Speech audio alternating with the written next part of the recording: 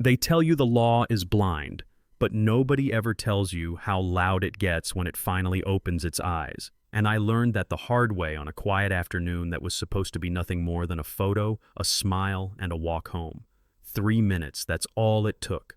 3 minutes for a man with a badge to decide who I was, what I deserved, and how much force he thought he could get away with using. And yeah, that happened right on the steps of the courthouse I worked in every single day. It was one of those afternoons that feels almost fake when you look back on it. Warm sun, soft light bouncing off white stone, people drifting by with coffee cups and phones glued to their hands. Nobody paying attention because nothing ever happens there, right? I was standing on the steps with a photographer laughing at something dumb he'd said, holding an old wooden gavel that used to belong to my grandfather, a silly little moment of pride and nostalgia mixed together. No sirens, no guards, no tension, just a woman doing her job and enjoying the quiet for once. And that quiet was exactly what made it so easy for him. I saw the patrol car before I heard it angled wrong, jumping the curb like it didn't care where it stopped. Then the sound hit tires, screeching, engine growling, the kind of noise that makes your shoulders tighten before your brain catches up. Officer Ryan Caldwell stepped out slow, sunglasses on jaw-clenched hand, hovering near his belt, like he was already expecting trouble. He didn't scan the area, didn't ask questions, didn't do that thing good cops do where they read the room. He locked on to me, and in his head the story was already written. "Drop it!" he shouted loud enough that people turned. "Step away from the building." I remember blinking, actually checking my hands like maybe I'd missed something.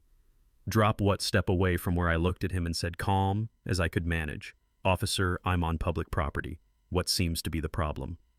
And I swear to you that sentence flipped a switch in him. You know what I mean?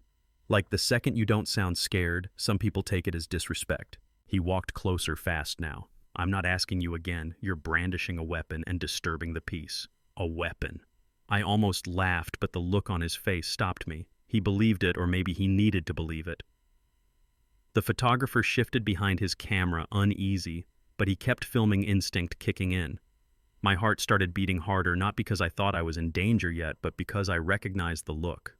I'd seen it before growing up, studying law, walking into rooms where I wasn't expected to belong. That look that says, "I've already decided who you are." I could have ended it right there. Credentials, badge, title, all of it sitting inches away.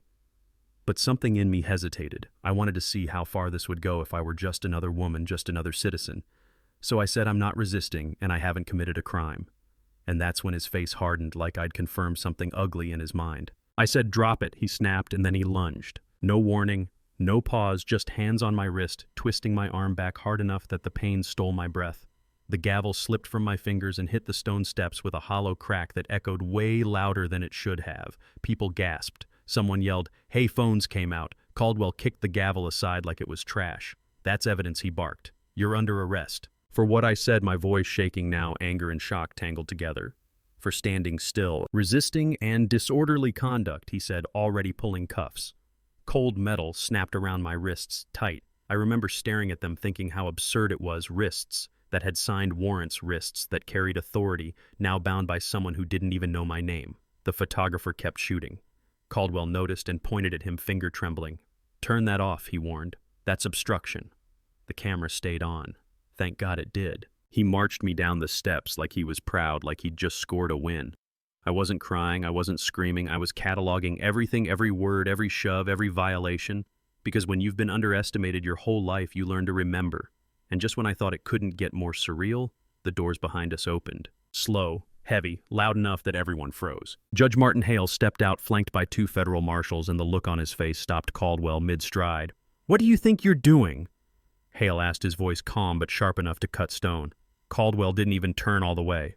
"Police business, sir. Step back. Big mistake." Hale walked forward, eyes locked on me. "That woman," he said, pointing, "is Justice Elena Brooks, and you are standing on her courthouse." I wish I could describe the silence properly.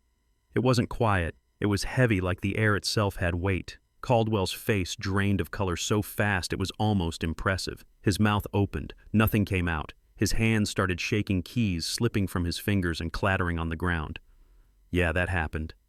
The realization hit him all at once, and you could see it in his eyes the moment his story collapsed. "Uncuff her," Hale said. "Now." Caldwell fumbled, sweat pouring down his face, fingers clumsy as the cuffs finally came off. I didn't rub my wrists, I didn't raise my voice.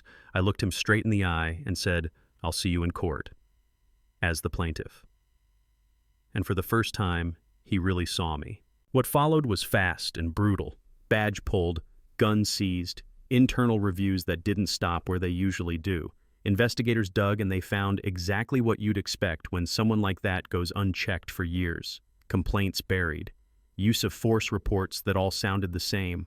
Minorities stopped, searched, arrested, always resisting, always no footage. This wasn't a mistake, it was a pattern. The trial felt less like justice delayed and more like justice finally awake.